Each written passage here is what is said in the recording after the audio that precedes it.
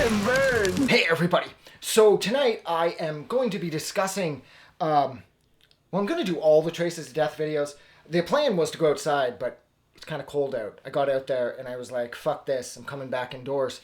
I'm sort of eager to get outside because it's like late April and I just want to hit the street and find fun places to do these. But anyways, yeah, so, my God, what a weekend. The new Taylor Swift is fucking rat. You don't care about that. I am here discussing Traces of Death, the original from, I believe, 1992 or 1993.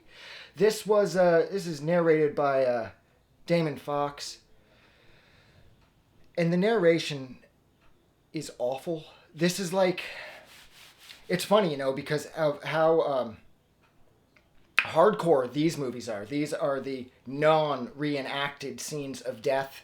Everything in the Traces of Death films is 100% legit.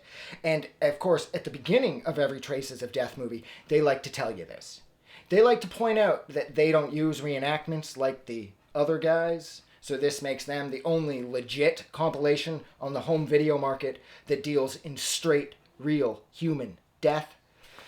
And it comes off a little heavy-handed and actually kind of juvenile, too, which is more of the biggest, I think the most ironic thing about this is the fact that these are so clearly aimed at children. Like, these are made specifically for 10 to 15-year-old boys. You know what I mean? And if I'm not mistaken, at the start of the second one, it uses the word his in the opening warning, I think, which is implying that the only viewership these movies are going to find is going to be of the male variety. And yeah, that was, I saw this. I didn't see it when it came out. I was in grade 8 when this came out. And I know I saw it in high school. So I got to the Faces of Death movies. We fired through all of those. And then this came out around 92, 93. And I saw this in grade 10 or grade 11. And looking back on them now and having just watched all the Faces of Death movies over the past few weeks, as well as having now watched the Traces of Death movies again for the first time in forever, the biggest issue that I take with these is the tone and just how juvenile they are. Like, Faces of Death actually have a sense of class. There's a sense of style. There's a direction. There's a want, there's a need that needs to be fulfilled, there's something that needs to be satiated, and the filmmakers of Faces of Death were looking to sort of fill that niche and satiate that urge or whatever it was. And they did it with it's like a more realistic sense of respect for death or something. I don't know. Basically, it comes down to the Faces of Death movies are sort of like the Time Life collection, and these are like the Girls Gone Wild of the real death movies. And there's no better way to sum them up. It's true. This is just as sleazy as the actual Girls Gone Wild. Like, with the Girls Gone Wild, initially, I believe all the models were probably over 18. But then by like the 30th release, you started to hear, were they really carding these girls? Were they not carding these girls? And you blink, and you're suddenly watching a bunch of 15-year-old girls taking their shirts off. And the guys that did those were just so fucking sleazy that they looked the other way, of course. Like I said, probably not initially, but, by the time they got up and running and those infomercials were on, like, incessantly and endlessly, they weren't carding those chicks anymore. And that's kind of what I feel like here. This feels like it's exploitation for the sake of exploitation. Whereas with the Faces of Death films, it was almost like they were trying to drive home a point about the frailty of the human condition and how this mortal coil is such a temporary thing and it's transitory and spirits and blah, blah, blah. But this is just straight trash. This is like porn. And I don't love the first one. The music's cooler than any of the Faces of Death's music. I liked how the music in this was taken from... what was the movie that they remixed the score? Robot Ninja or Ninja Robot, I think, if memory serves. Well, anyways, the music sort of reminds me of what like a Current Affair used to do, and they'd be showing like a harrowing clip of a plane almost going down, and a Current Affair has it. So I liked the music way more. What else did I want to say? I did, of course, receive like a ton of comments asking to do these movies, and a lot of people just commenting on my Faces of Death videos saying how these movies are so much more hardcore and the Faces of Death are nothing. The real kids, they play with traces of death. And so I knew I had to do these, and these are just so fucking trashy. God damn. Now, that being said, I mean, they are fun. The narration is a little dumb. Like, it's the voice, the Damon Fox dude, his voice, it's like, well, that'll be the last time he decides to take a car ride without wearing his seat belt. Whoa, his head came clean right off. And it's like, oh, Jesus. And so the thing was, too, is by the time that I saw these in high school, this was like old hat. And I remember feeling that sense of sort of like that squeamish sense of cringe was coming upon me whenever he would sort of chime in with his narration. And it would always be something stupid like that. And I can't remember which one. Does this one... Is this the one? This is the one that ends with the little speech that he gives during the little star wipe of all the photos of the dead people. Where he's like, the Grim Reaper is watching, and if you're not careful, he may come to sit at your table. And then he's like, until next time. And he laughs. And it's just so dumb. This, of course, it covers everything that Faces of Death covers, but like they claim in here, and their claim is very legit, everything in this is 100% real.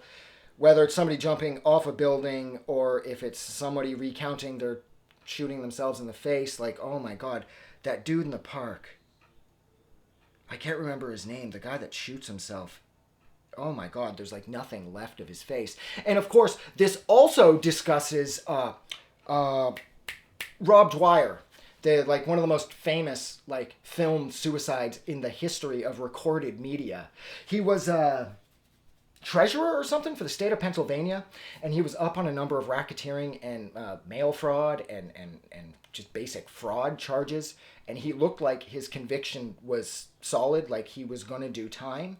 And so he has this little press conference called, I believe he called the press conference on January 22nd. Can't remember the year. It's a few days before my birthday. That's why I remember. And it was like 10 or 11 in the morning, and he's handing out this to this person, that to that person, and he pulls out a manila envelope, and he pulls out a 357, and he just blows his head off. Now that footage of Rob Dwire killing himself was sort of the suicidal, sort of hardcore death footage equivalent of that guy that stole the tank back in the 90s and ran it through that neighborhood, cutting cars in half. The footage of Dwire dying was overused just as much as that dude with the tank was from back in the 90s that ended up in all those World's Scariest Police or just World's Scariest videos that were hosted by John Bonnell on the Fox network, of course, because back then Fox was a force to be reckoned with. They're not just bowing to Disney like they do now. What else did I want to say? The Rob Dwire thing. Oh, yeah, that's right, about the Rob Dwire thing. The people that made this movie, Dead Alive Productions, they edited it so crudely at the end where he's like, ah-da-da, ah-da-da, ah-da-da, ah-da-da. And I'm like, wow, buddy, that's fucking tasteless. You don't, like, flash edit a suicide and then, like, only do it at the very end of the segment that you were doing about Rob Dwire. I just thought that was kind of tasteless too. There is, of course, the obligatory autopsy footage. Sometimes there's sex reassignment. I'm not sure if the sex reassignment was in this one or the second one, because I haven't watched the third or fourth ones again. I've only watched the first two. So I can't remember which is which because all of this kind of blends together. The one thing I can say again is it's cool, like when they show like those idiot tourists getting out of their cars at like Jungle Safari or wherever it was they were, and the lion or the tiger or whatever attacks them. It really attacks them. So these movies definitely have that one up on the Faces of Death. But I don't love how a lot of the times in this one there's a lot of photos used. I thought that was kind of cheap and lazy. And then his dumb commentary about the photos. It's just, this is so clearly made for children. Again, ironically enough. Oh, what else? The guy at the park with his face hanging off. Jesus Christ, that was fucking brutal. Yeah, and again, that sort of like that flash wipe, star wipe thing they do with the photos at the very end. It's like, really? Like, you just discovered that you had these effects at your disposal, so you just had to use them, you know? And I think that's it. I'm done. I don't want to keep bashing this. The second one, once it introduces like the death and grind bands, it really amps things up a bunch, and it gives the film a better energy, I suppose. This one's kind of a mess. Yeah, so that's it. So thank you so much for hanging out with me for Jesus Christ, almost 10.5 minutes while I discuss the first Traces of Death film from, I believe, 1993, I'm going to say for sure this time. Like always, if you like this review or you like these series of movies and you think I'm fucking brain dead for not loving these more than The Faces of Death, don't forget to go out and do something nice for somebody. It's kind of weird that I'm telling you to go out and do something nice for somebody in regards to a movie like this or after you watched a review about a movie like this. But do it. It's cool. It's easy. Hold the door for somebody. Give $1 to charity. But like always, most importantly, please don't forget that the world is so much more fun because you're here. Don't do what these people do in these movies. There's no reason for you to leave this world quite yet. Whatever it is you're going through, it's going to get better. And you are amazing. And I fucking love all of you. Thank you. Have a good night.